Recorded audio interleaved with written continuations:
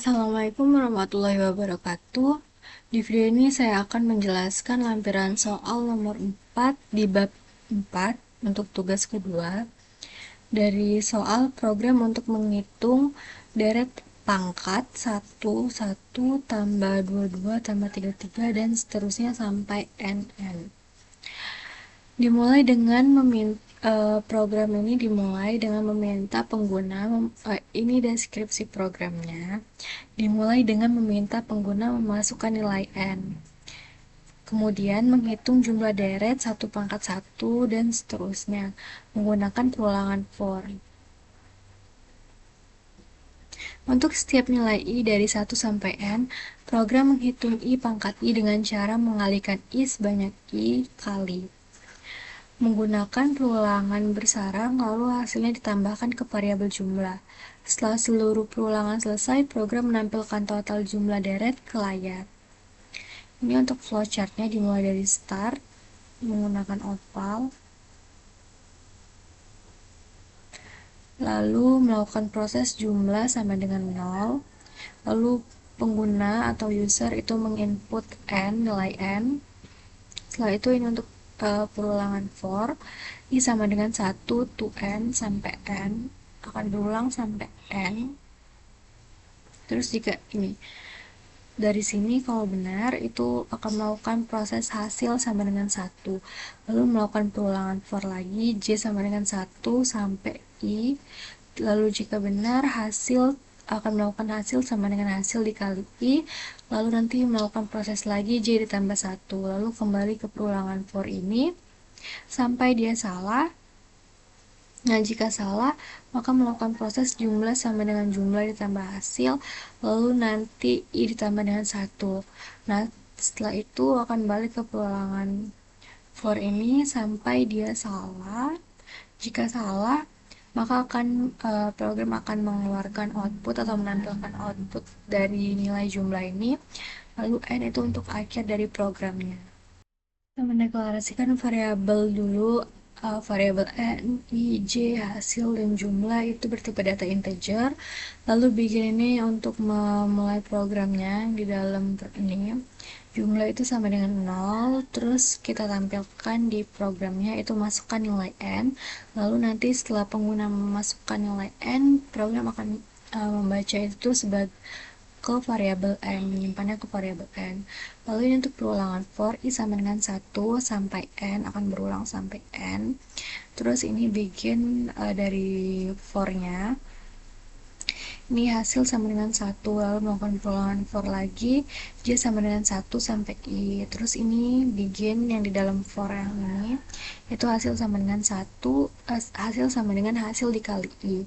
Lalu j sama dengan j ditambah 1, lalu ini n akhir dari yang for ini.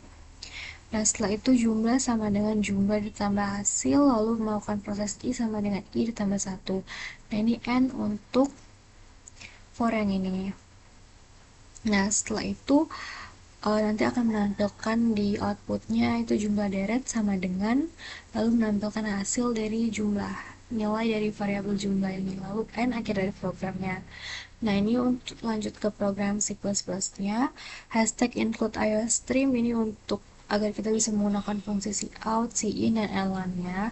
Terus untuk using namespace std itu agar penggunaan standar itu lebih sederhana. Terus untuk int main itu integer main itu untuk itu titik awal dari eksekusi programnya.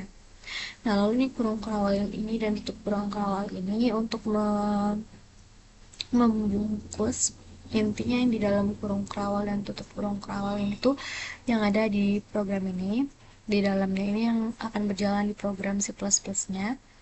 Lalu ini integer main ya, ini integer, terus ini tuh integer untuk tipe data dari variabel n, i, j, hasil, dan jumlah.